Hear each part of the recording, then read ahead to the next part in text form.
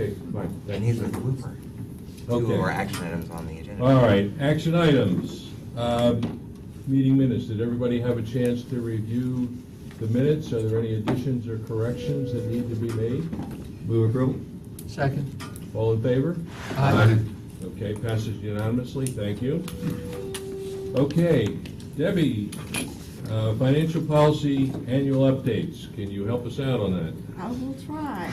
We're starting out with the less exciting things and working our way up to the very exciting things. So this is while you're getting your cup of coffee, waking up. We're going to talk about the very exciting financial policies that we bring to the board every year. And we do that just to make sure that they're up to date, and it forces us to take a look at it. We've got 3 policies we're bringing to the board today: a reserve policy, a liability debt management policy, and an investment policy. We had a minor change in the reserve policy. Last year when we did this, we had talked about a reserve for our health insurance with the minimum premium, basically a termination liability, health insurance reserve. At that time, it was sort of just getting started. Now we have it in place, so we just wanted to recognize that. Other than that, there are no changes in any of the policies. Are there any questions regarding them? And just so you know, we have no debt even though we have a policy, in case we do. Okay, good. Any questions? Yes, Commissioner Johnson. In that regard, you say we have a policy for debt even though we don't require it, but it looks like we're loaning it out. Yeah.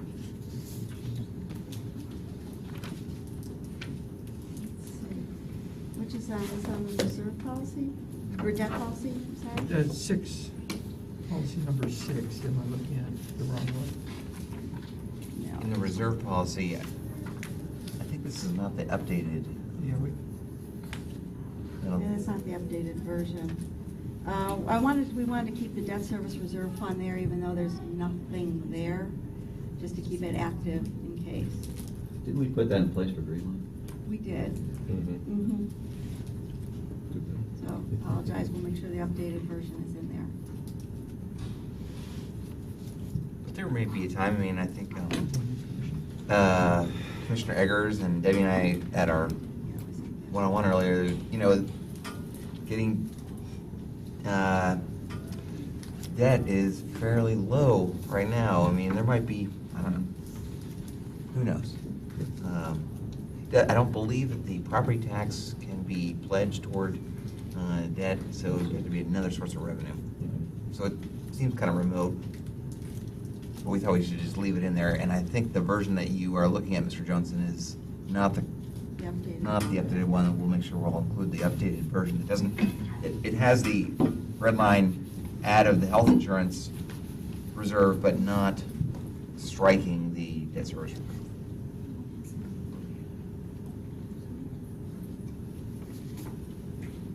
Okay, Any questions on the policies? I think we're all set on that one. Move approval. Second. All in favor?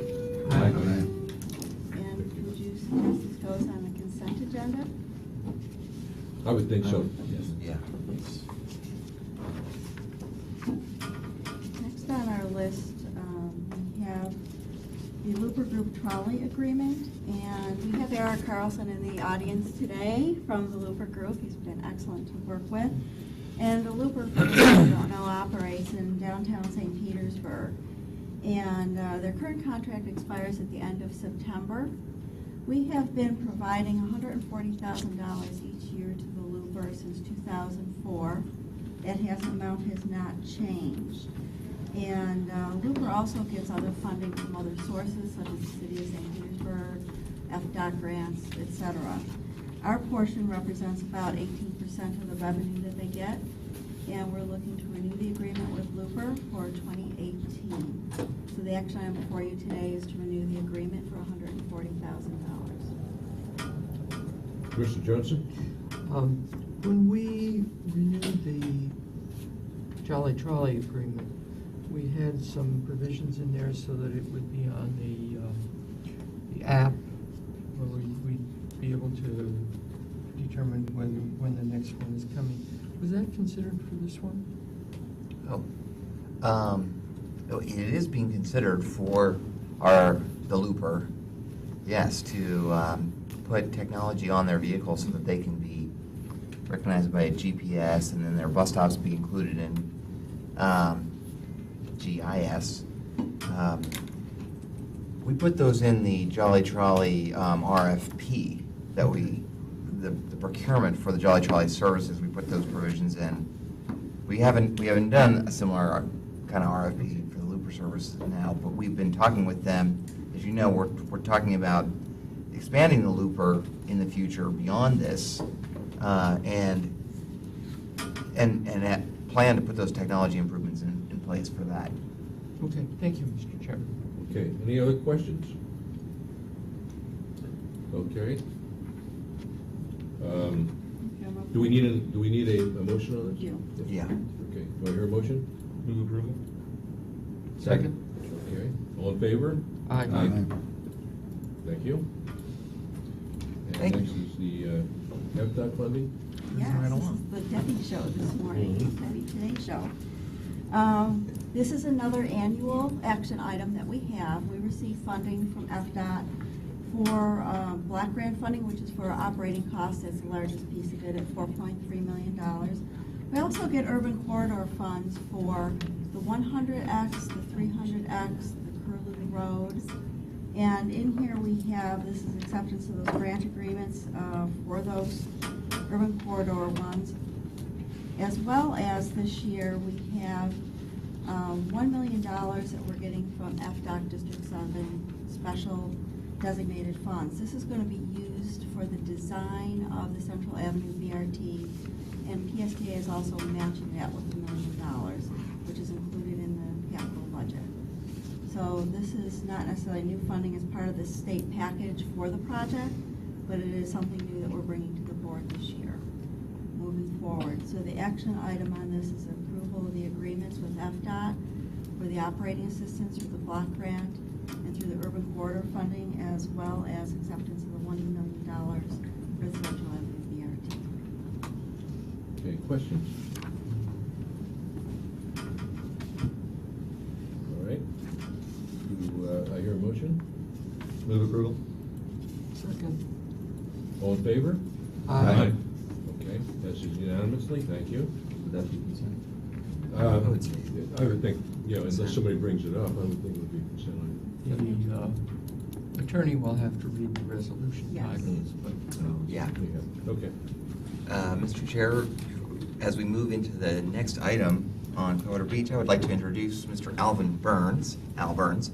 He is not only acting as the Director of Procurement for PSTA and going to present this item, but he is the Director of Procurement for HART as well. Okay. And he is one of two positions that PSTA and HART are sharing right now. When PSTA's purchasing director left earlier this summer, we have an agreement, a 6-month trial agreement to share in Al's great expertise. And he's already done some great things for PSTA, working basically 50-50 during the week at HART and PSTA. And then when their risk manager retired, we reached a deal where we're sharing now. Our risk manager, Diane Randall, is doing the same thing. So it's Okay. Very so good. far so good. It's working pretty well. I think Cassandra went and got something to pass out to you Yes. for this item. Yeah, good. Al, take it away. Good morning, Go Mr. ahead. Chair. Yeah, thank you. Al Burns, Director of Procurement, PSTA. This morning, I bring before you the action item for the Clearwater Beach Transit Center. But before we bring that action item to you, I'd like for it to go over an overview. And what Cassandra's passing out to you is the Clearwater Transit improvements projects that are slated for the Clearwater area. First on there, you'll notice that there's the Clearwater Beach Transit Center, the Clearwater Beach Busway, Clearwater Intermodal Facility, and operational enhancements down at the bottom. This morning, I'm specifically talking about the Clearwater Beach Transit Center. On March, earlier this year, the board approved an interlocal agreement with the city of Clearwater to construct a small transit center. On behalf of the agency, we want to thank the city of Clearwater for their $250,000 contribution to the intermodal, to the transit facility. And we decided to take the facility will be located on the northwest side of the Causeway Boulevard there on Clearwater Beach. With the help of our partners, the engineer of record, H&TB, we took a unique approach to this procurement, and we decided to use a two-step procurement method. Step one is that all offerors be considered technically technically acceptable, and then step two of the process is where they would submit their final bid price. The bid price. In July, four unpriced technical proposals were received. However, one was deemed non-responsive. On August 3rd, we received 3 price proposals, with Bandy's Construction being the lowest bidder. PSTA has a history with Bandy's Construction. Bandy's has done 2 other projects with us. They've done the intermodal facility on 49th Street, which was an estimated value of $2.7 million. And they also did the Park Street bus stop, which was estimated at a value of $125,000. The price submitted by Bandy's Construction was the lowest responsive bidder in the solicitation requirements, and the prices were determined to be fair and reasonable. The fiscal impact on this procurement is, once again, the City of Clearwater's $250,000 contribution, and the remainder of the funds will be taken from PSTA's capital reserves. The recommendation this morning is approve a contract with Bandy's, I'd like to let you know that I've had conversations, staff has had conversations with Bandy's Construction, and they seem to think that there is some value engineering that can be brought to the table with the design of the transit facility, and that will happen once the project is handed over to Henry and his team. The recommendation this morning is approve a contract with Bandy's Construction Incorporated for the Clearwater Beach Transit Facility for a total not to exceed amount of $778,330. If there's any questions, I'd be more than happy to field them at this time. Any questions? Commissioner Johnson? Thank you. The city of Clearwater contributed $250. I think that was based on an estimate of $500,000. This is now $778,000. Or was it always just that? You're correct, Commissioner, and that's an excellent point that you brought out. The engineer's estimate was for approximately $500,000. However, there were certain attributes in the design that weren't accounted for. Additionally, part of this $778,000 is for an option item, and that option item is approximately, if my memory serves me right, approximately $153,000.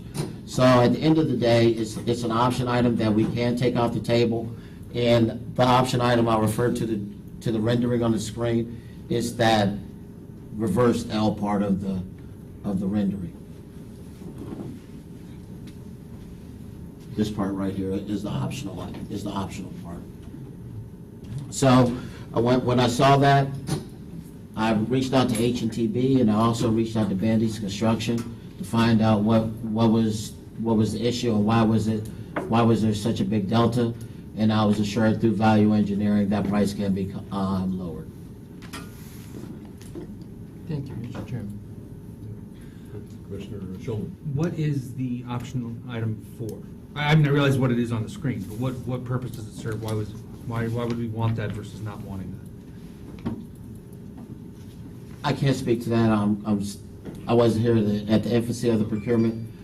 Cassandra Borges, she's going to fill that. So, as you know, from the number of projects that we have down in Clearwater to Clearwater Beach, we're planning for that longer-term view of how we serve the beach.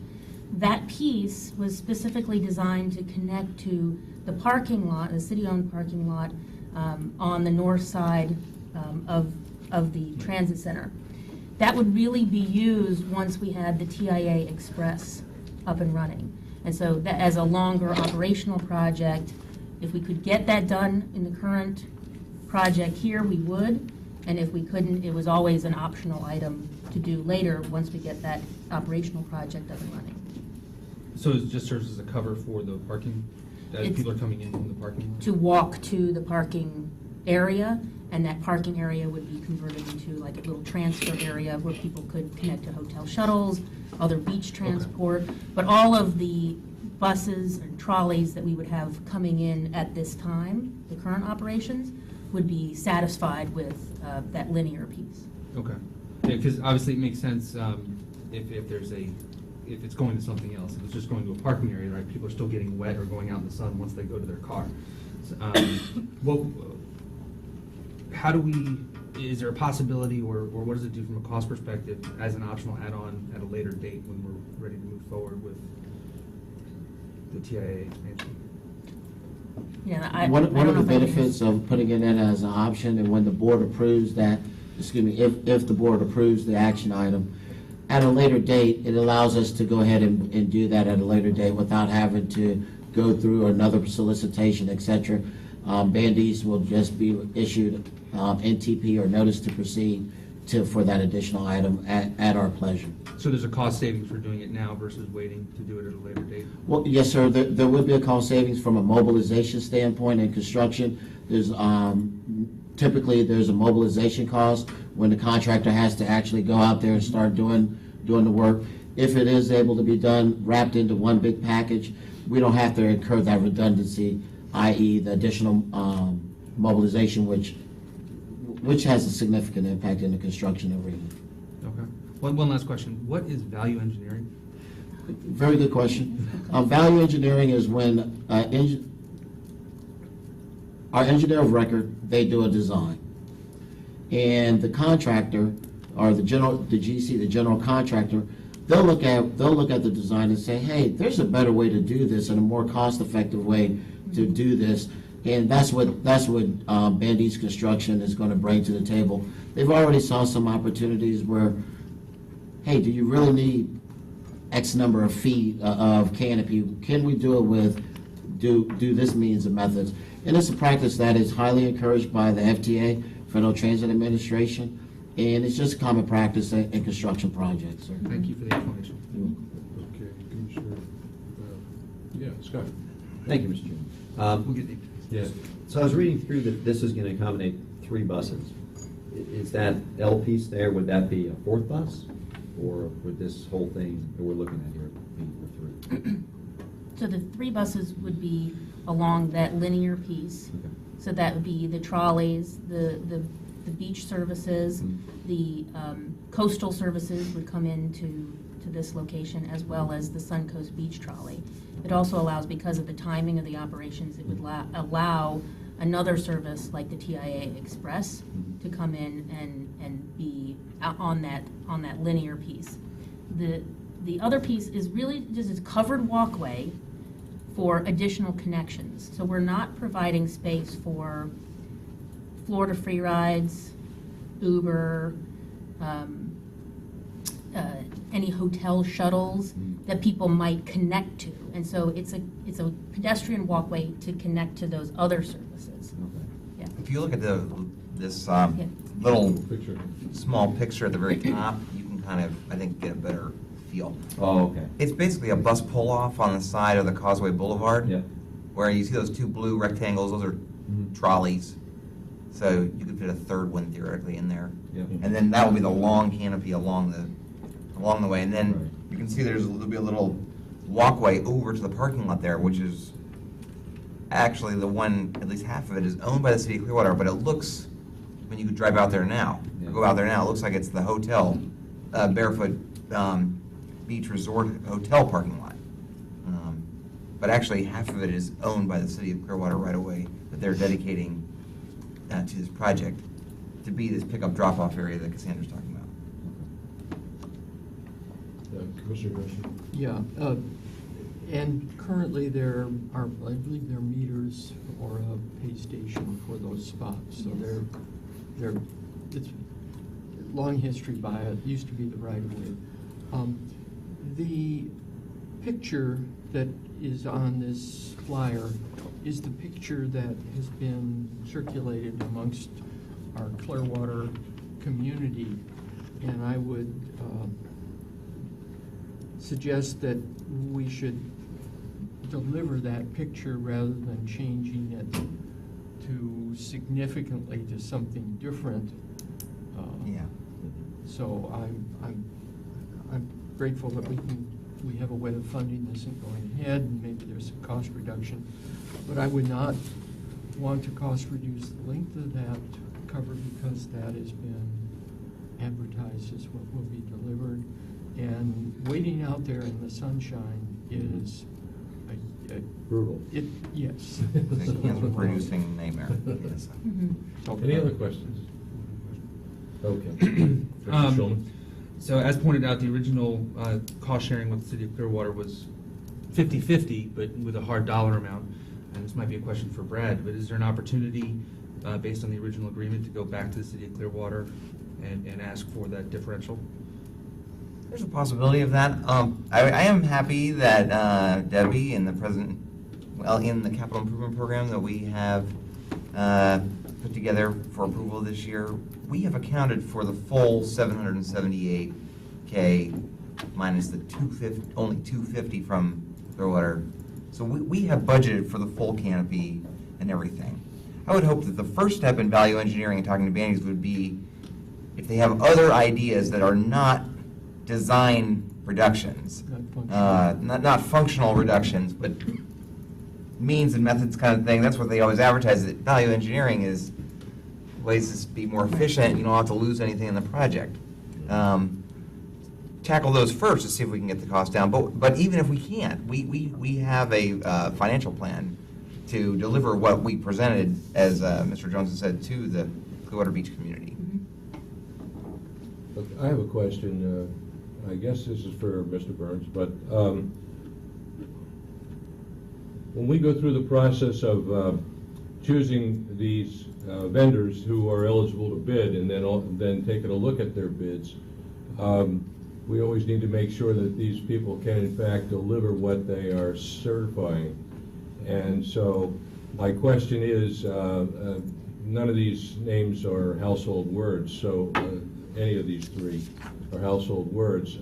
I just want to make sure, purely from a standpoint of being able to deliver what they are contracting for, that these folks in fact are not going to leave us 2/3 or 3/4 completed and then run out of gas. And so that's an important factor that I'd like to just address. If everybody could explain to us, what kind of evaluation process is used when we look at a fairly large project like this. And thank you, Mr. Chair. That is an excellent point that you bring out. The fiscal responsibility of a contractor is one of the things we do from a responsibility perspective. We go back and we haven't had awarded a contract as of yet. Part of the process that we perform here at PSTA is a responsibility check. In that responsibility check, we will pull Bandy's financials and make sure that they are financially solvent. Additionally, it's best practice in a construction contract that you include payment performance bonds. That way, if they do run out of steam or do run out of resources, as you said, that we have a means to follow up and Henry's team can move forward and get the project constructed. During the process of construction, our staff, along with the project management staff, will consistently reach out to the surety to ensure that all those bonds and all those things are still intact and in place. Do you also look at prior projects that this particular entity has done to make sure that they can in fact deliver something of this magnitude? Yes, sir. As I said before, and I apologize for the redundancy, Bandy's has done two projects here. One for the PSTA intermodal facility, which had a value of $2.78 million. They also did another project at the PSTA Park Street bus station that had approximate value of $125,000. And on the hard side, on the Hillsborough side of the fence, we're in current negotiations with Bandy's for a $9 million construction project where they're going to go vertical on a new maintenance facility. So they are financially sound and a reputable company that is Pinellas based. Okay, thank you, sir. You're welcome. Any other questions? Do I hear- Just one, Oh, Joe. Yes, yes, sir. The timing of the project, I see in the contract where it says, once we give them the okay to go forward, they'll tell us when they're gonna start and when they're gonna finish. Will we get that information as soon as it's available? Yes, sir. Mark Knight, the project manager, and I, we've been working and we've been in communication this whole process with all the contractors that we're gonna bid, and they are aware of this is a tight deadline, and they have all affirmed in writing that they can meet that deadline. The goal would be to have this open for next year's peak season, spring break time period. So they would, with hopefully this committee's Well, within a recommendation few now, days- Within they a would few start right away. days, they'll tell us, Yeah. okay, we think we can have it finished by February 15th or something. Yes, sir. I don't remember the project the project deadline date, but that was part of the responsibility. Excuse me, that was part of step one, that they had to confirm that they were able to meet the deadline, and they all, in Bandy's, can meet that deadline. Mr. Scott. Thank you, Mr. Chairman. Just wanted to point out, I was just reviewing the contract here, that the contract states that the contractor within 5 days after effective date of the agreement, they need to provide a performance bond equal to 100% of the total contract, which is a huge performance bond. Yes, sir. Okay, thank you for bringing that up. Okay, do I hear a motion? Support. Okay. Thank you. All in favor? Aye. All opposed? That passes unanimously. Thank you very much. Thank you. Appreciate it. It's good to see you. Thank you. Nice to be Yeah, here. we'll see you probably many more times. I'm I hope sure. so. Okay. Sandra also passed out this little save the date.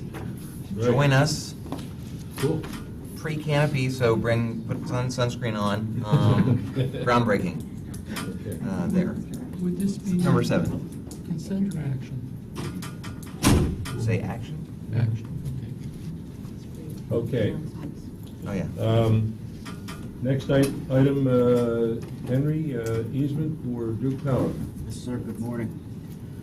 So before you is an action item to recommend approval to grant an aerial and facility easement agreement to Duke Energy to support an upcoming project for them to rebuild their transmission lines between their Gateway and Ulmerton electrical substations. Joining me today is Tom Hudson with Duke Energy, in case there's any questions afterwards. In your packets, if you click on the easement agreement link, scroll down to page 7, there's an aerial mock-up along with some lines that show exactly the location that we're talking about. Essentially, this is going to be along 34th Street. There's 2 easement agreements. One is going to be a facility easement, which is simply to relocate and install a electrical pole. And the other easement agreement is an aerial easement, and that is to run the transmission lines. Both the easement agreements have been reviewed and approved by PSTA's legal counsel for form and content. There is no fiscal impact to PSTA. Basically, to make the easements legal, Duke Power will pay PSTA $1.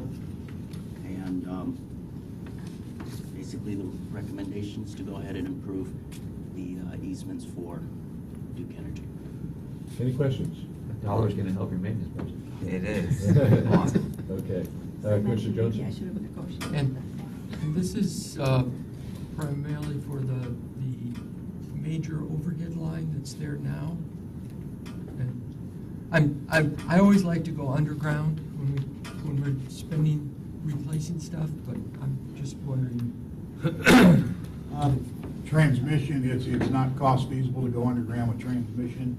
Distribution primarily can do underground easily enough, but the cost of transmission would be 10 times.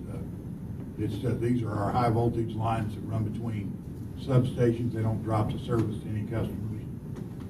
So that's the reason we're always aerial with our transmission. This is the existing line out there on 34th, and the pole in question is right there at your entrance. Off to the left, you'll see some stakes in the ground out there. It'll be replaced. That wood pole that's there now be replaced with a steel engineer pole that, by the way, will be self-supporting. Therefore, the guying that you see coming back into the PSTA property, all those guys and anchors will be removed. They will no longer be necessary. But it's really a pole-for-pole replacement right there, and you'll see some stakes, and the one in the middle is the proposed location for this new structure.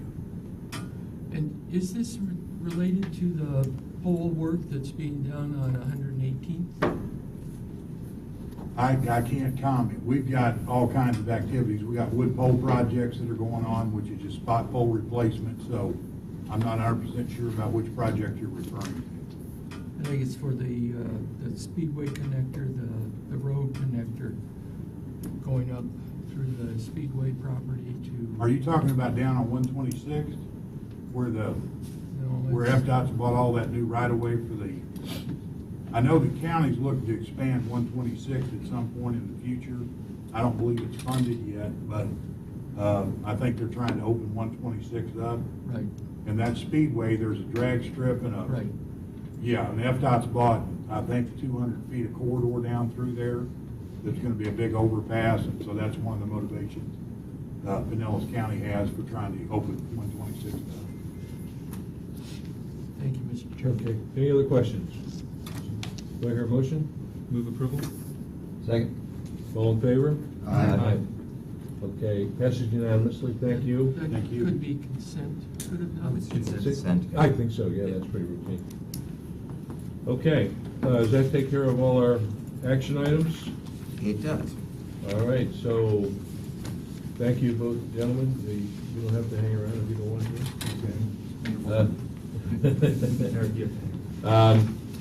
Debbie, tell us how we're stacking up financially, please. Well, through the end of June, we have a deficit of 2.4 million, which is favorable compared to our budget deficit of 2.6 million. In the month of June, our revenues were under budget by $51,109. Driving that, our fare revenues are under budget, but at a much lower percentage. As you may recall, we had a half-price sale in June, so I think that helped. We're going to see some effect the opposite direction in July as people, I think, start to use some of these passes that they bought in June. Other than that, all of our expenses, we're doing extremely well on the expenses. We can see that DART is up over budget, and we've accounted for some of the increases in DART that we've seen this year into next year's budget as well. As you may recall, we went out for an RFP and we selected Hair Ride last year to provide both services for ambulatory and wheelchair, and they're doing an excellent job. And I think because they're doing such an excellent job, we're seeing an increase in ridership. They also don't have all of the penalties that we saw with one of the previous providers. So we are under budget on expenses by $297,000. So through the month of June, or for the month of June, we had a favorable variance at the bottom line of $245,000. Let's take a look at the next page on the year-to-date. On year-to-date, we have a surplus of $482,000, and we're doing extremely well because the expenses we're containing are greater than what we're under budget. Again, the driving force this year was passenger revenues that brought us under budget on the revenue side of the house. So we anticipate this year to still end up with maybe a slight deficit in this fiscal year. And that's really basically because of an accounting entry, as we discussed last month. That would, if we hadn't had the accounting entry, I think we would have had a slight surplus this year, which we had anticipated. Okay, questions? Okay.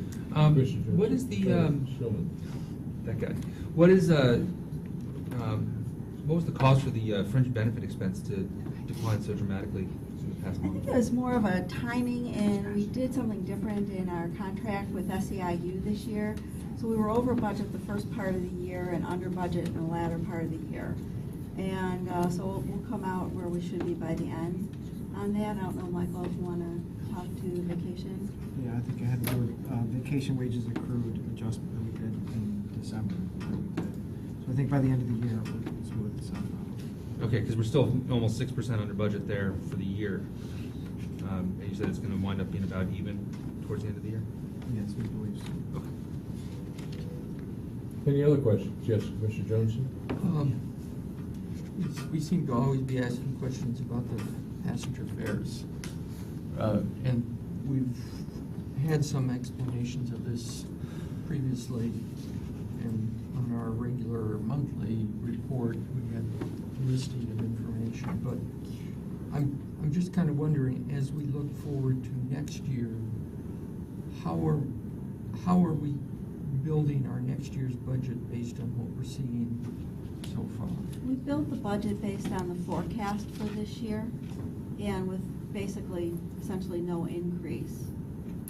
So the forecast is our expected year-end, which will be less than what we do in our budget here by That's correct. how much? Got it, Mike? $2 million? $1 million? It's about $1.5 million. That's bad. You're looking at budget to budget. The amount we budgeted for 17 versus 18, we're budgeting lower. We're assuming lower next year based on what we're projecting this year's going to come in at, and then trying to hold it steady.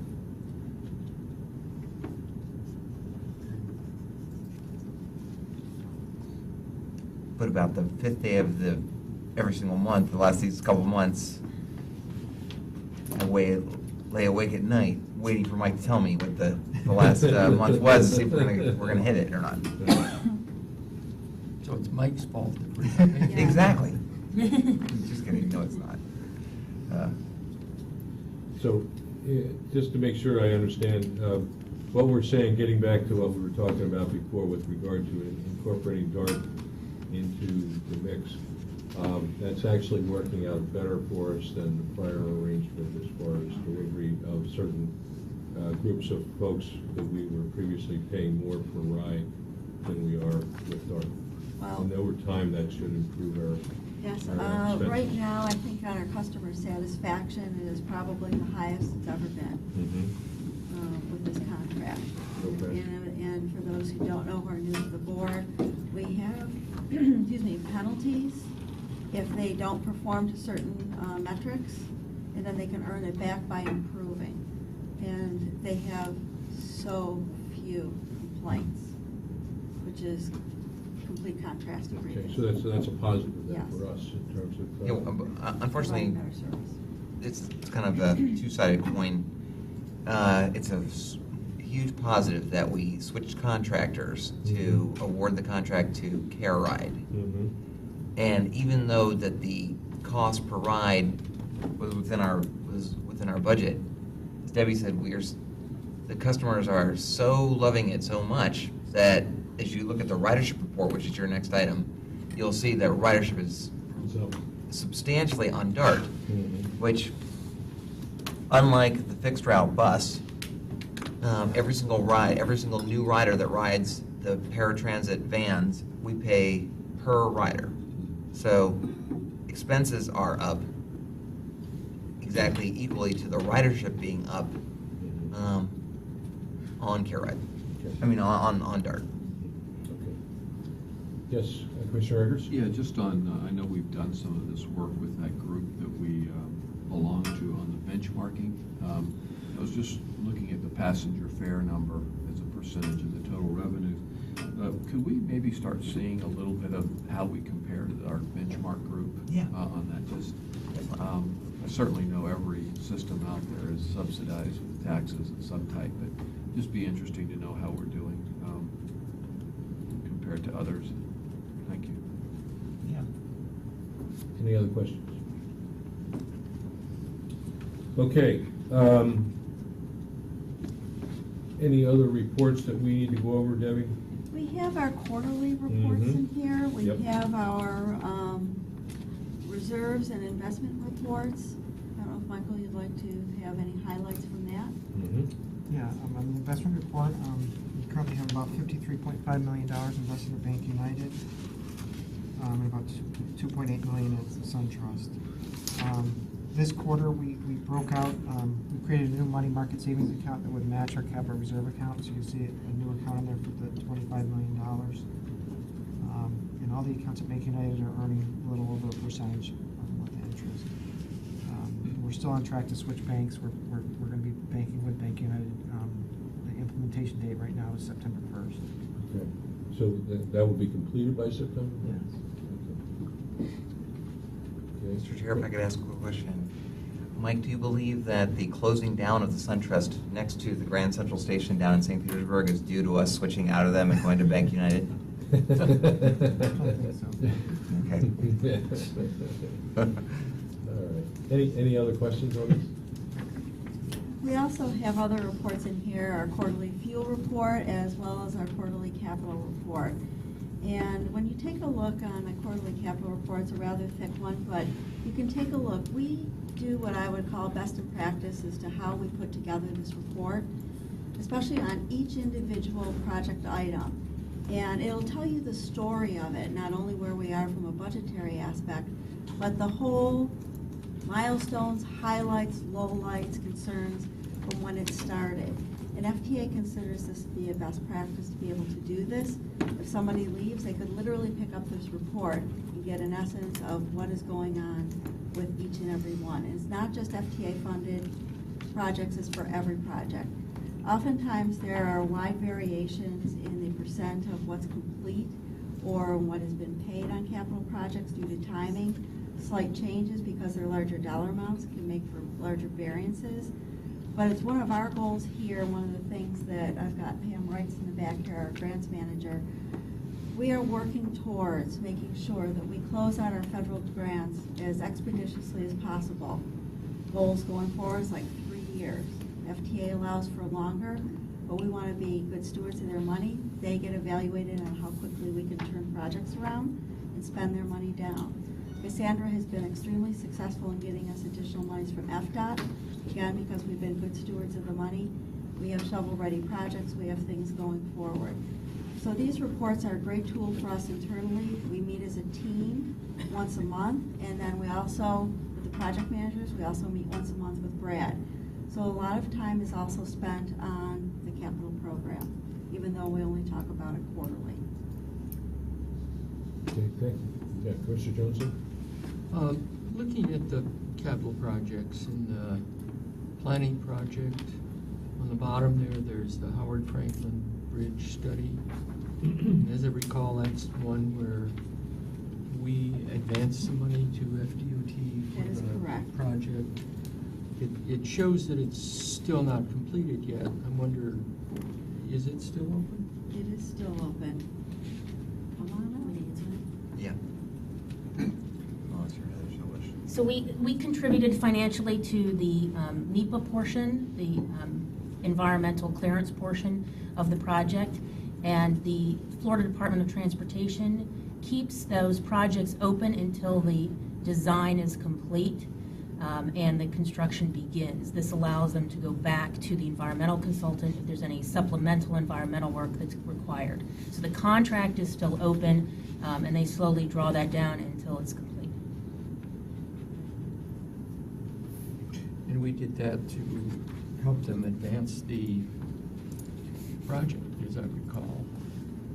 So, Yeah, so the history of that is out of the T-BARTA master plan, the Florida Department of Transportation selected 5 corridors around the region to further look at alternatives analysis for those corridors. Pinellas County wanted to include the portion of from Clearwater downtown across the bridge, in addition to a selected project by the DOT from downtown St. Petersburg to Gateway. And in order for them to do that, it was sort of a collective agreement to include the bridge. So the Florida Department of Transportation put additional dollars into the alternatives analysis program to allow that to move forward. so this was a tit for tat. We contributed $1 million to this AA Howard Franklin Bridge project, and then DOT funded something else. Funded the Clearwater to Gateway portion of the alternatives analysis. Thank you. And then going up a little bit, on the bottom of the top section is miscellaneous projects of $10 million. That's a lot of miscellaneous. Those are also listed out in there in a different area. It's number 32. When you go through there, it's number 32 will list out all the miscellaneous projects. The biggest piece of that is just a replacement of the revenue vehicles from 2015 that was in there. That was at $4.8 million, and also replacement revenue vehicles. It's capital project number 32. Two.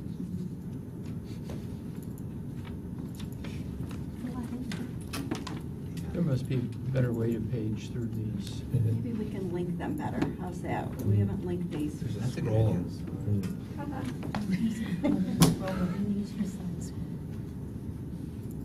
Thank you, Mr. Chairman. There you go, see that? Well, that's what I'm doing.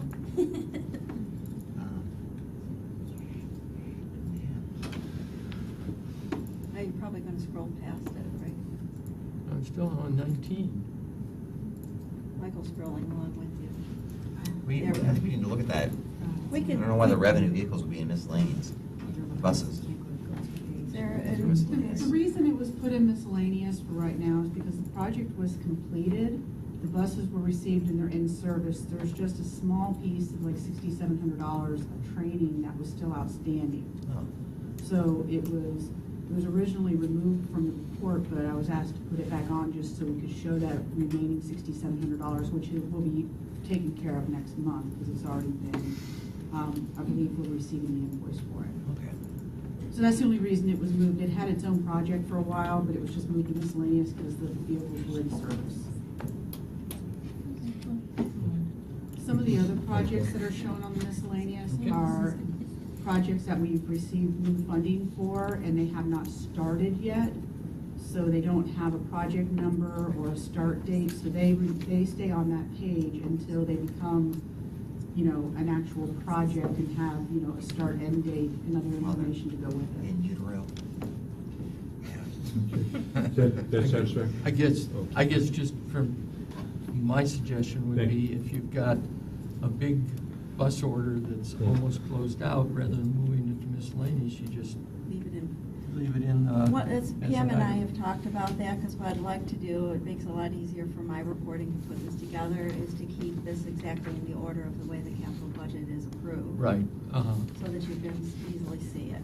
yeah. And then, I know that when we get to the budget book itself this year, we've linked everything, so when you look at the index page, you can quickly go to that, and that's something maybe we can do with this as well.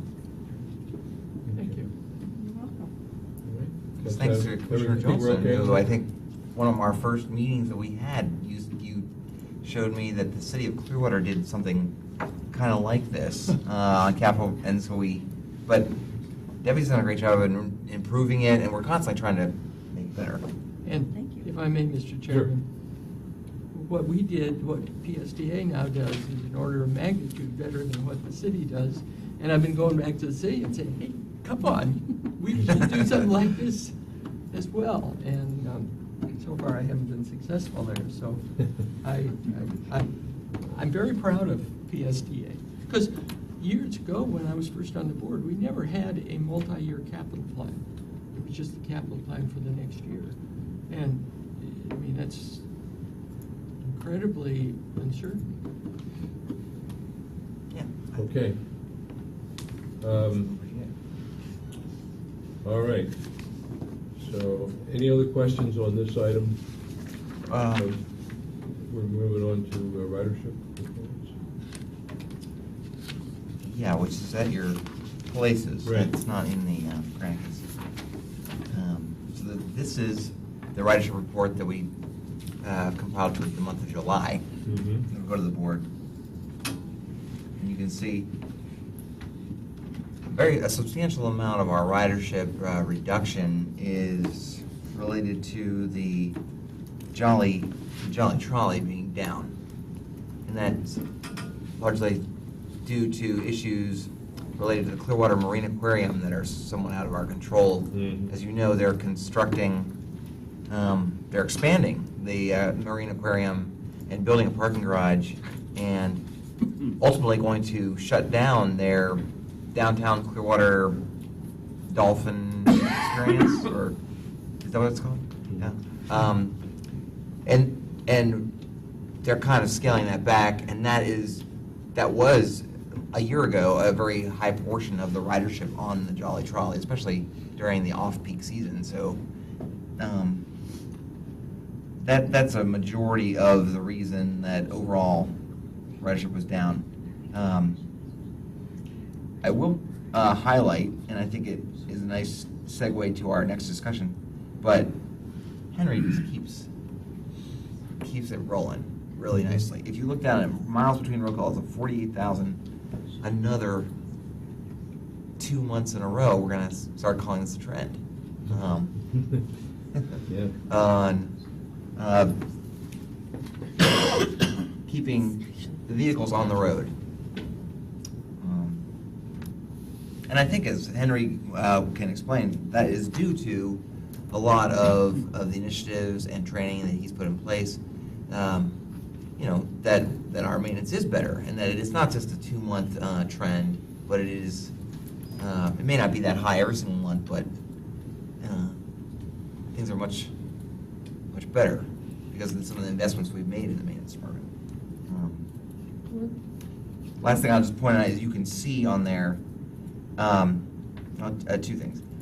You can see the increase in DART ridership, and that really is just due to much better service for customers.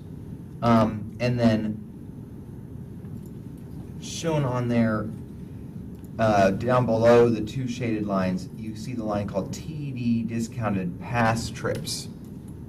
And then the line below that is called UPass trips.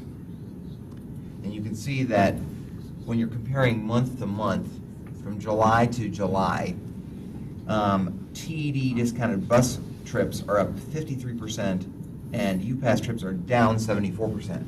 That was due to, those of you who were on the board, remember last year we had a little bit of a challenge with a Pinellas County program related to their health department, where many people who were health department users were riding for free, and we were counting them as UPass riders.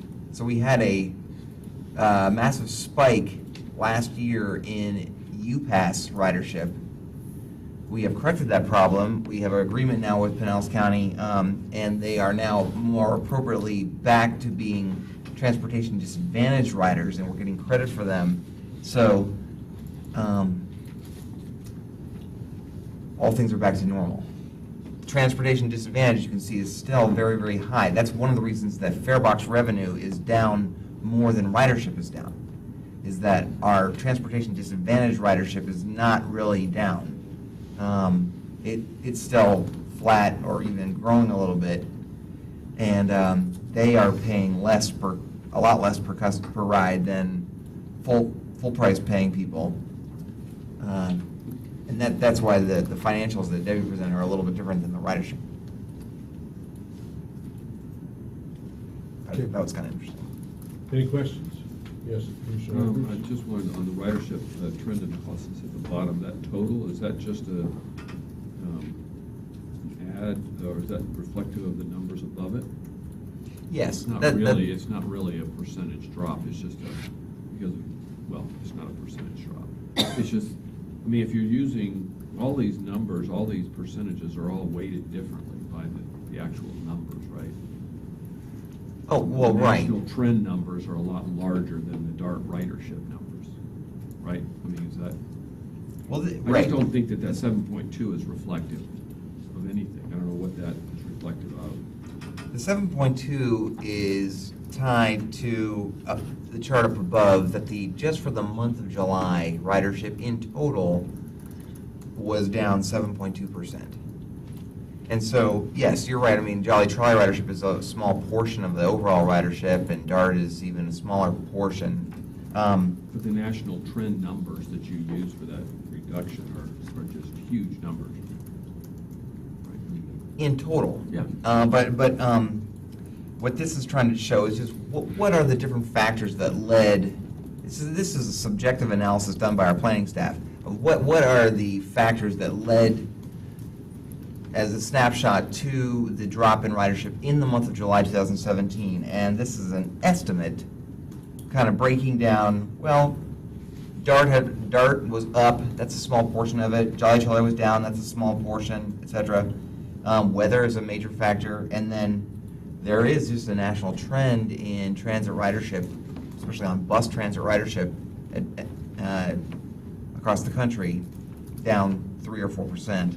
So I'm trying to have the numbers equal 7.2 because we're trying to just match it up with the 7.2. I understand, but in real numbers, and again, the real numbers that you're using for this reduction and increase, if you had them listed side by side, that, because you have it, it's a change, it's an increase, right? I mean, these are analysis, increases or decreases in the number of riderships for DART. There's an actual number there. Yes. Okay, so if you did all those numbers down, like all of these items, it would, the totals at the bottom, if you added up all those numbers, they wouldn't be set. There's no component that's 7%, so how can the overall decrease in ridership be 7%? That's all I'm saying. Each component is less than 3 or 4%, so there's no way the overall can be 7%. These aren't, you don't add these down. You don't add these percentages to get to a total.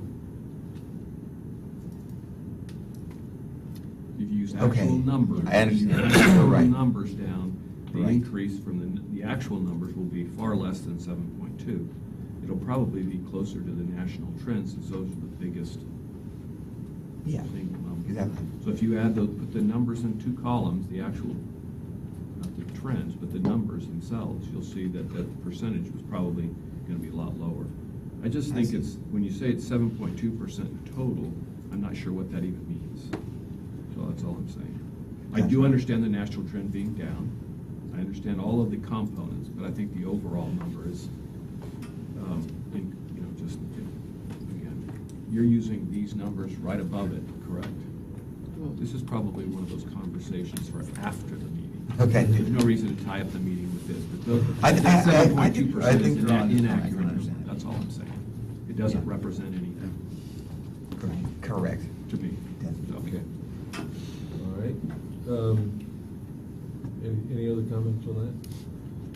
All right. Well, I mean, if you look up on the two highlighted lines, total passenger trips in the month, Yeah. going from 1,000,000.2 or 1,000,000.002 to 1,000,000.80, that's essentially the 7%.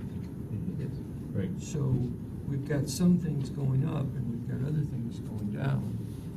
And the national is probably mostly in the traditional bus revenue, but some of that would apply to DART. So DART would be going down and DART would be coming up because of higher usage. So it's a little hard to track, but you see the drop.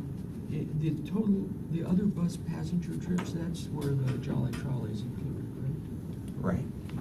So it dropped by almost 40,000. And we don't know how much of that was the Very, Clearwater. aquarium, yeah. Yeah. which might be kind of useful Mhm. in trying to understand Okay. how much the 3.8% that's related to Jolly Trolley. Some of it is down because we don't have as many riders on the regular Jolly Trolley route too. Mhm.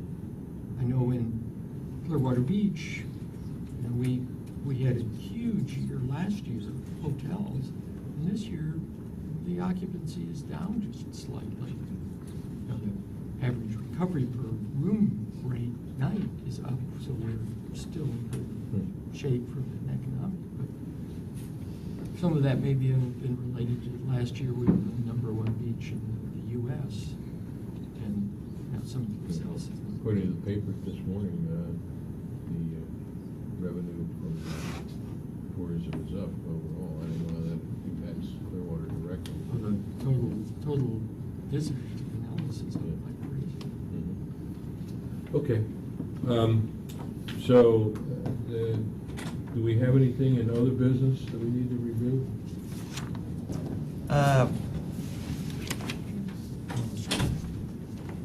Let me pass those out. Another save the date ribbon cutting, especially if you are in St. Petersburg, is coming up next week. Next week. We're going to have a little ribbon cutting for a project that this Finance Committee reviewed last month and the board approved to open the little mini police resource center. Not a substation, they don't want to call it that. They want to call it a resource center in Grand Central. Okay. That's pretty neat. The time is 10:01. We had, you were so efficient, Mr. Chair, in getting this meeting accomplished that It doesn't happen every time. we have a little bit of time prior to our planning committee's scheduled start at 10:30 when we had hoped to jointly present the budget and the capital plan. But I'm okay hearing it twice if we would like to go ahead and get started with that. And I see Mr. Twingrad has arrived, so he can hear it twice. Yeah. If you'd like to do that, or if you'd like to take a little break until some more planning committee members start, it's totally up to you. I hate to have them go through everything twice, so if we can wait a few minutes, that would probably be good. Does everybody agree with that? You want to start in 10 minutes? You want to do it in 10 minutes, see if anyone else comes? Yes, that's fine, yeah. I'm going to have to leave. You're gonna have to leave? Okay. I've got to leave. Okay, okay. Well, how long? I think we should have them do it twice. It's totally fine. We're here till. It takes 5 or 6 minutes, right? Let him Yeah, we can do it. Okay.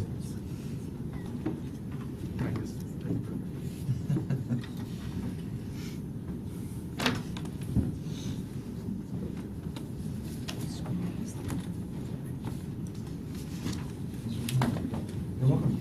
John, you want to sit up here? I think so.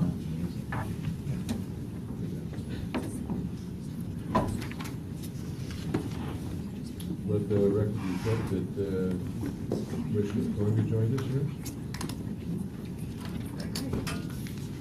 Well, budgets are exciting enough that we do want to talk about it twice, there's no question about it.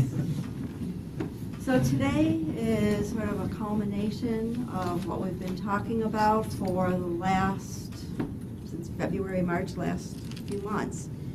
And what we have, always helps to do that. What I want to do today is kind of come back, circle back around and everything we've been talking about. As we mentioned, we are doing a 5-year capital and operating plan. And our budget is made up of just 2 pieces, operating and capital.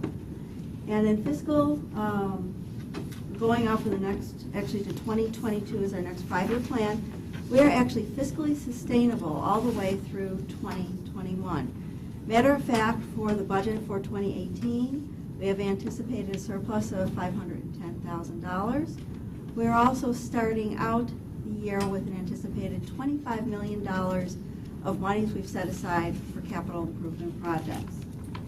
One of the things you'll be hearing me talk about today, and one of my focus points, is on the use of reserves for capital versus operating. When you use reserves for operating, using it one time. Whereas if you take the reserves and you put it into capital, you're investing in something that is going to have a multiple year life. Our biggest investments are either facilities or our buses that have long, long lives. So that's one of our focal points for today. The other thing is, as I think Commissioner Schulman has talked to me about, we have to chase the big dollars. We have to put some focus onto where the money is being spent. One of the things when I take a look, and you've seen this chart before, but now I've just isolated it for operations. And the operating budget is over $400 million over the next few years. As I mentioned, for 2018, we are anticipating a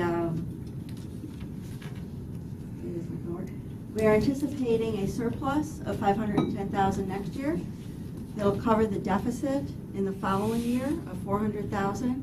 But then you start seeing in 2020, we start seeing some larger operating deficits. We were able to be fiscally sustainable all the way through 2021 by using our reserves to meet operations. The use of the one-time funds is not where I would recommend to do it. And what I want to do is concentrate on the concept of operating revenues equal operating expenses. Now, it's not a novel concept, but it's one that I'm challenging our team to work through. When we do these 5-year plans, you can kind of see where your points are where you need to start working today. So when we start talking about these things, you're taking a snapshot of today, and then you are going ahead and planning for the future. You're planning to do it in a thoughtful way. You're doing it in a consistent way, but also in a fluid way, because we also know that at any point in time, things can happen in the marketplace, whether it affects fuel, things can happen, catastrophes can happen, and we have to shift where our emphasis is at. So today we're going to be talking about the impacts of capital on operating. We're going to be looking at where funding sources come from and what's the best use of them. So what we've done here, this takes us right into a great discussion that we have on buses. So what we have here is our annual operating costs broken out by the types of buses we currently have or have ordered into our fleet. We have our diesel buses, hybrid electric, and electric. This is the operating cost of a brand new bus in each category. As you can see, the assumptions up here for diesel cost us $42,000 to operate it. We've made a change for those of you who've been here for a while. Last year we were looking at a higher fuel cost. The $2 per gallon is a more realistic number. The hybrid electric comes in at $35,000, and the electric, of course, at $16,500. So what impact does that have on us? Because of the lower costs here on the categories of hybrid electric and electric, what we've done for the assumptions in the budget is we've included those two items. Purchasing of hybrid buses, and then electric once we've gone past the pilot period for the 2 buses we'll be receiving. And we want to wait to see how they do before we order anything else. We always like to talk what if. What happens if we buy? Could be diesel, could be electric, could be hybrid.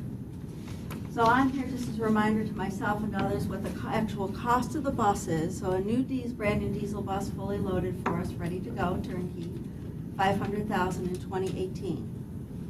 Hybrid electric, $740,000, electric, $837,000. And then the operating costs that go with it. The baseline on here is what I actually have in the budget today. And with that, along with our operating deficit that we've talked about, the cumulative operating deficit for the next 5 years is $16.9 million, almost $17 million.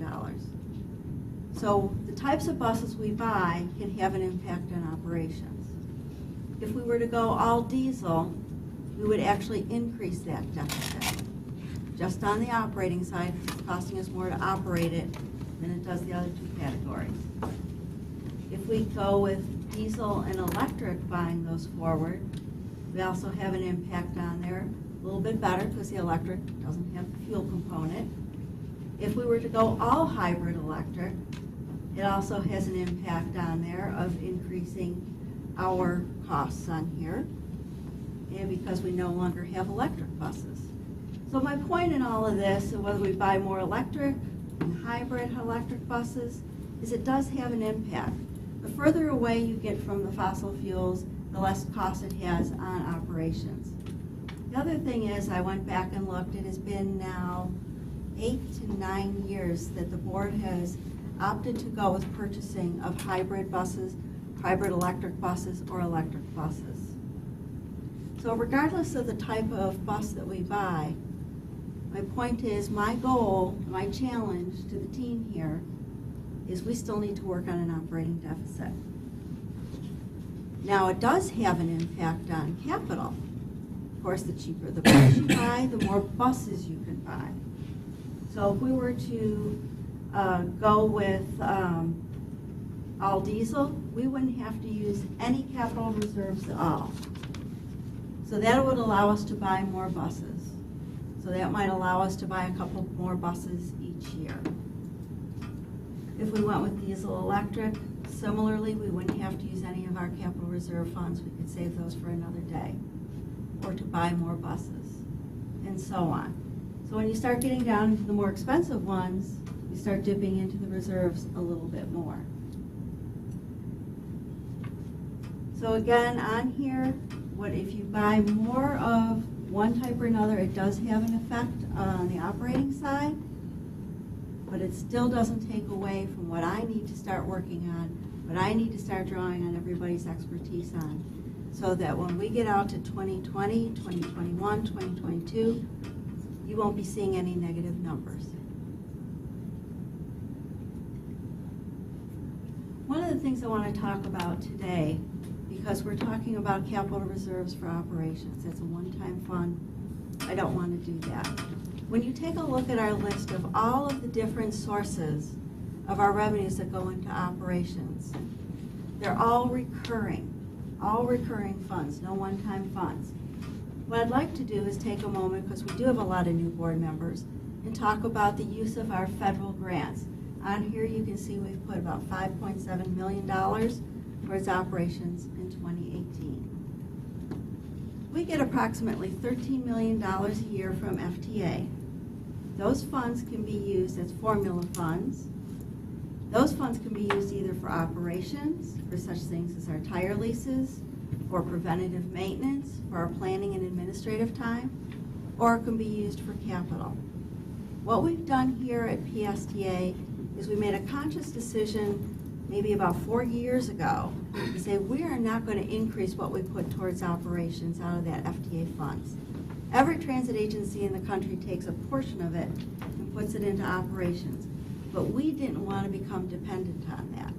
We wanted to look forward in our capital side and say, again, let's use FTA funds to the greatest extent we can for our investment in capital. So I'm very proud of what we're doing here. It's something that you don't see at most transit agencies. Most of the time, as your FTA grants go up on the formula side, your operating dependence on it also goes up. So again, today when we're taking a look at our 5-year plan and our budget for next year, we're fiscally sustainable. We're looking at next year with a surplus. We're robust. Poor Al was about dying the other day, looking at the value of what we have in our reserves, saying, wouldn't that be delightful to have across the bay? So we're in a good position to be able to sit back, look forward based on the snapshot today, and start working on finding new funding sources, taking the existing funding sources that we have and getting the most out of them, getting more money, and also cost containment.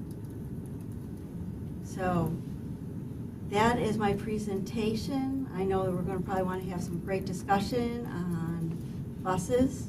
And just as a little point of fact, our operating budget, as I mentioned, over $400 million. Our 5-year capital plan is around $119 million. The majority of it is buses, which is why we do talk about that a little bit more than the other projects. Are there any questions? Yes, Mr. Schulman. First off, I appreciate the conservative approach, the fact you're trying to make sure we have recurring revenue that's supporting the expenses. And some other folks here might know this, but what is the average life of the different types of buses? It is, FTA has a life of 12 years or 500,000 miles. We have challenged Henry, and ours are going 15 years. So when it hits 12, we could retire it. So they are all the same. Okay. They're all the same.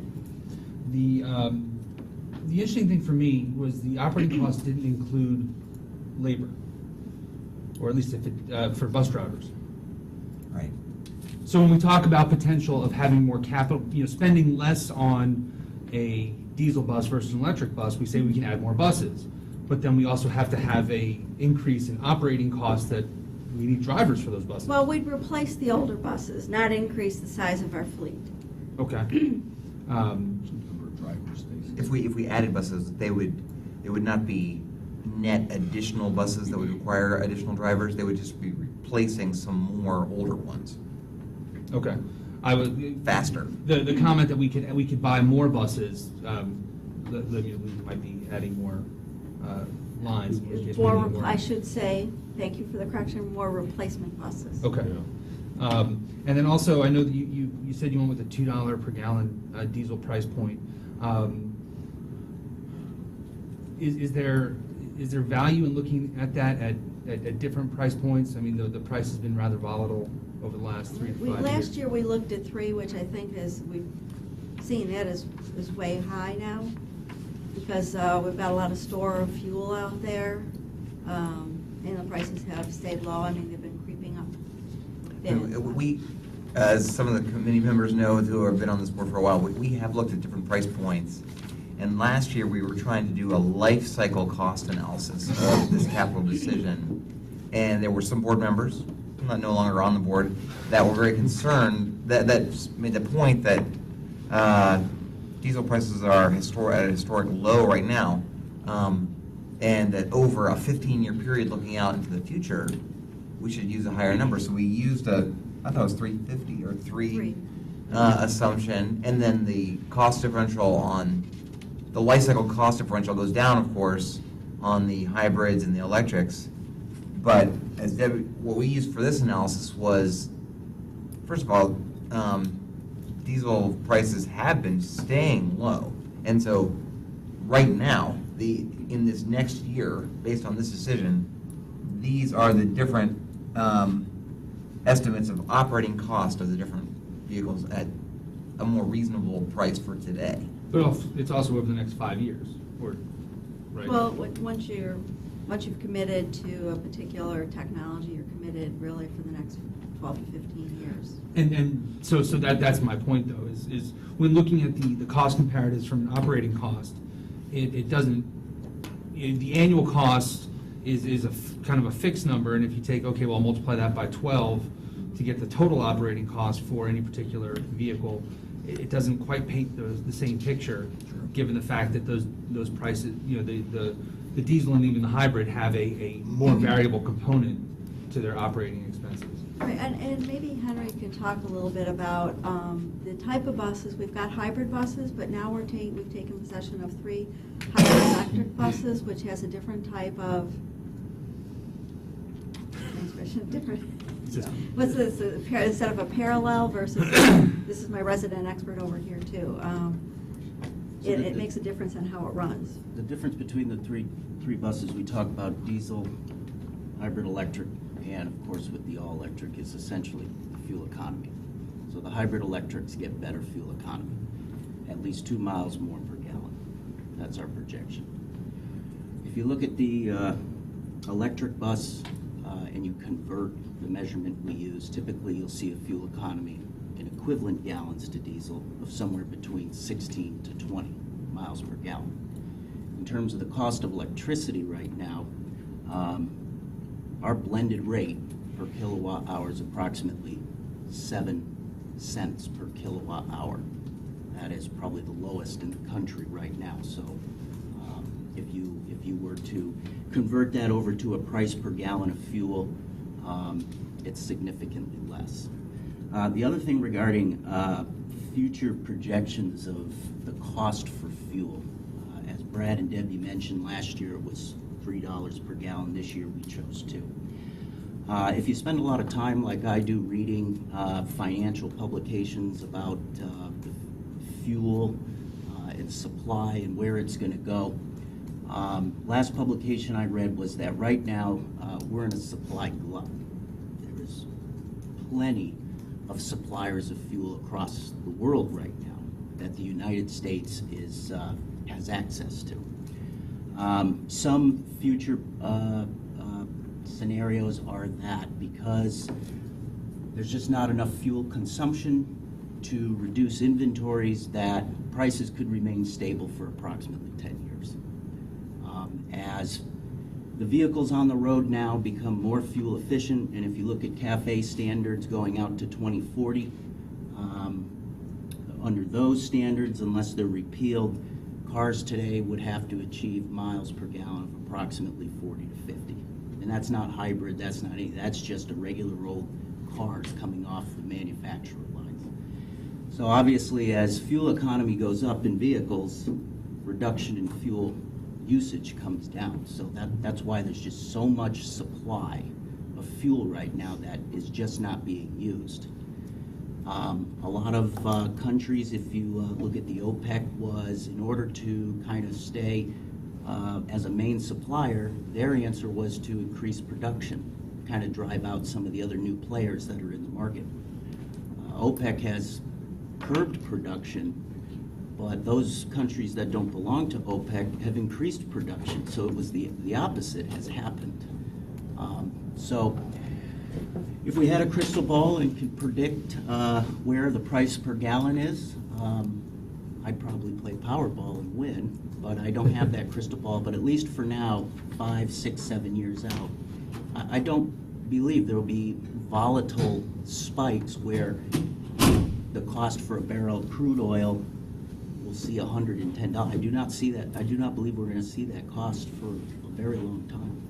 And I, as someone who also reads a lot of those publications as well, I remember 3 years ago when it was over $100 a barrel, and people said there's no way it's going to get to 20, and it did. So, there are other factors at work, and again, no one has that crystal ball. My view here is making sure that when we're making long-term decisions, I want to make sure I fully understand the full impact across a couple of different scenarios. And even if we assign a probability of each scenario of likelihood of occurring, I think that's more helpful than just a static number. Because again, I remember when we looked at the hybrid or the electric buses earlier this year, which was my first board meeting, we were using a much higher fuel cost number.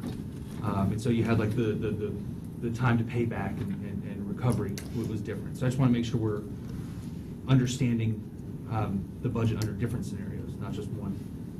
Yeah, what I would recommend is, if we are trying to look at a life cycle cost analysis, then we do try to be conservative and we pick a number that is higher than today's historically low price, just to be safe in case there is a spike.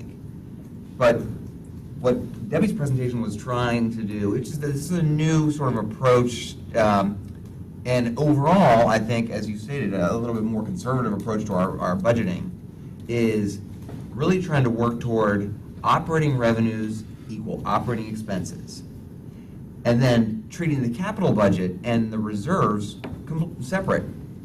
Not showing the same slide we've been showing for the last several years, having it all blended together, but really the capital program is different, and reserves should not be used to prop up the operating budget. They should be used for capital. And so let's look at today, the decision we're making today, and which is the operational saving, which one has the best impact on our operational budget, which is really where the challenge is. It's $400 million over the next 5 years of our focus versus $100 million. And even if we were to buy lower cost buses, I wouldn't recommend that we take that money and move it into the operations to run more service or anything. It would just stay in the capital. So what of the three options that we have before us today is a prudent decision to save operating dollars? And even at today's fuel prices, that answer is hybrid or electric, obviously. But since we're technically doing a pilot on the electric, it's not necessarily a technology that we're ready to commit to. The recommendation, the budget that is included for next year's fiscal year is hybrids. Commissioner Scott, you have a question? Thank you, Mr. Chairman. Hey, Henry, on the slide that shows the difference in annual operating costs, you've got 16 cents per, I'm just using the diesel one here as an example, 16 cents per mile for bus maintenance, and 18 cents per mile for facility maintenance. What do you mean by that? So the cost per mile bus maintenance includes parts and labor. That's an assumption that we use just for fixing and repairing the bus. That statistic comes from a multitude of sources, TCRPs, FTA analysis, and also a little bit of our input. The facility maintenance is a cost per mile that essentially is used to quantify per mile cost to maintain our facilities here. Lifts, fuel islands, so on and so forth, just on the facilities aspect. So we add the two together, and that gives us a more accurate picture of, on a per mile basis for each type of bus, how much it takes to maintain them.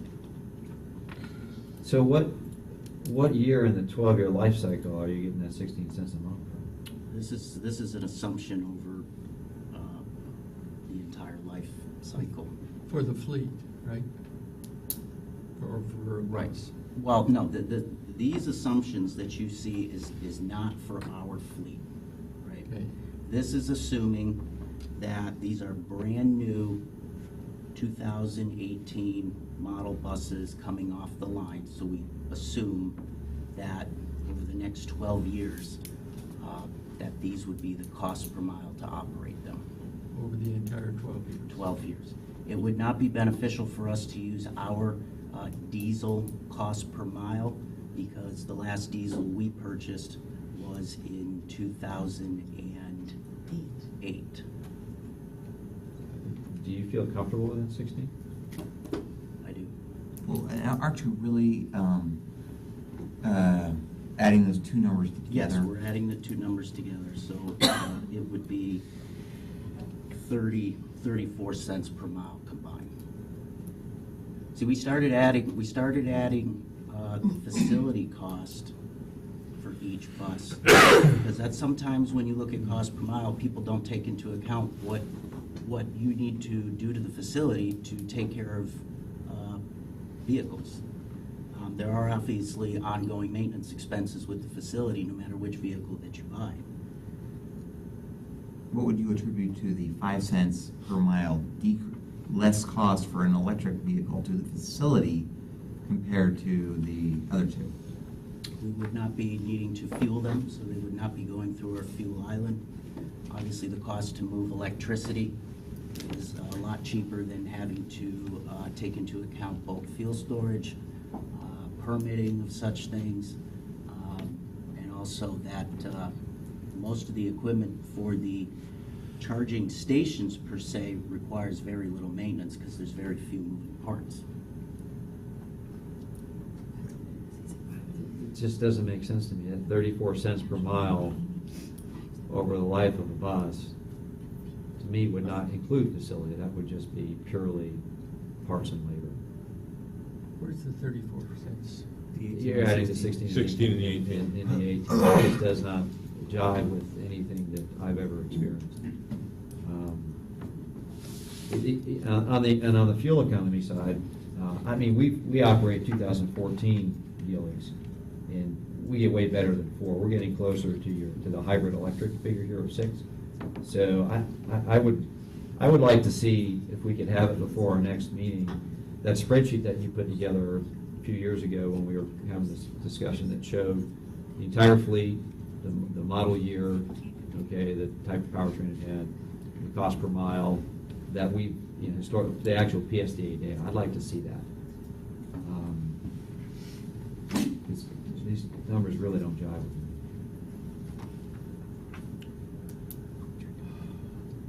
me. Okay, any other questions? Mr. Johnson?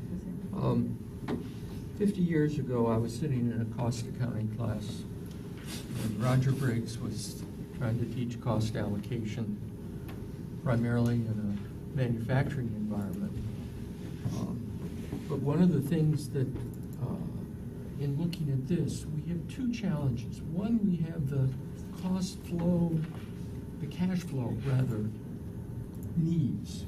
No matter what we do, we have to we have to bring cash in to operate, which includes both the capital side and the operational side. But on the operational expense, if we're looking at pure operational expense, we're not allocating any of the capital cost to the cost of operating those vehicles. So if you take, the fare box recovery ratio, does that include any capital cost? Or is that just the operating cost? Just operating. Farebox recovery is computed just on operating costs. So when we say we're at 25%, if we, through the cost of the buses allocated over their lifetime, we'd be down at 10%. 5%. I don't know. Yeah, a lower number. Is that's traditional in the industry, right? Yeah. Yes. If I could interrupt 1 second here. We're right now at the time when the planning committee should be meeting, and planning committee chair is here. Is there further discussion that we need on this, or is everybody, other than Commissioner Scott's request for some additional information at the next meeting, is there anything else that we need to, I hate to cut into their time, so is there anything else we need to cover? Real quick, Yeah, Commissioner Eggers. the one on page 3, the one that you did on page 3, and I'm really interested to hear some of that information that Brian's asking for, but you've put together a nice chart there, that one. If you could, it would be pretty simple to do that with the different assumptions of the buses and the corresponding operating increases. Right, and it's And you also, essentially. on another sheet that you had before, you had a beginning operating reserve, which I get. That was our beginning Yeah, beginning, reserve and capital. so there's 2 issues here. One is the annual operating challenge, and the other is the cash flow challenge over that 5-year period, which it is imperative that we look at the reserve, the capital reserve number 2. Those are both issues that drive that last number at the very bottom right, that would be, that would drive us into negative cash flow reserve position. So I think both are important to look at Okay, for separate reasons. Okay.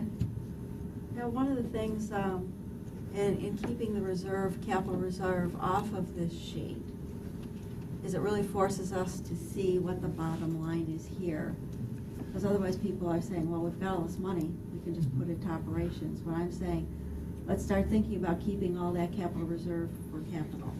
So we can show it both ways. Agreed. I think that's a good way to look at. Maybe you just have a separate little table at the bottom that shows the capital reserve dwindling to 0 Okay. in 5 years for 2 reasons. 1, operating shortfall, and 2, the capital purchasing. Both are driving us to a place that we don't want to be, but we're heading there with eyes wide open. That sounds like a great idea.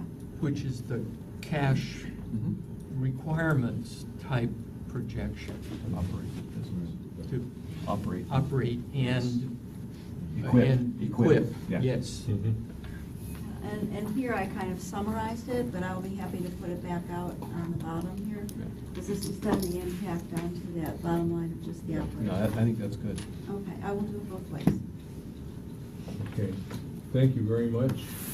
I believe that's pretty much, we're out of time, and I don't want to take away time from the planning committee. Several of us will be here anyway, but thank you all the folks on the finance committee. It was a very good meeting. And Al, it's good to see you, and we hope to see you again in other meetings. Thank you, Mr. Chair. Thank you. We're adjourned. Okay.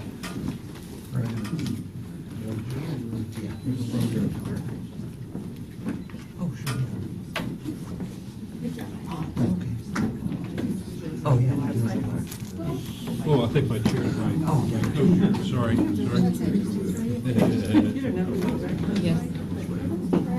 Right, okay.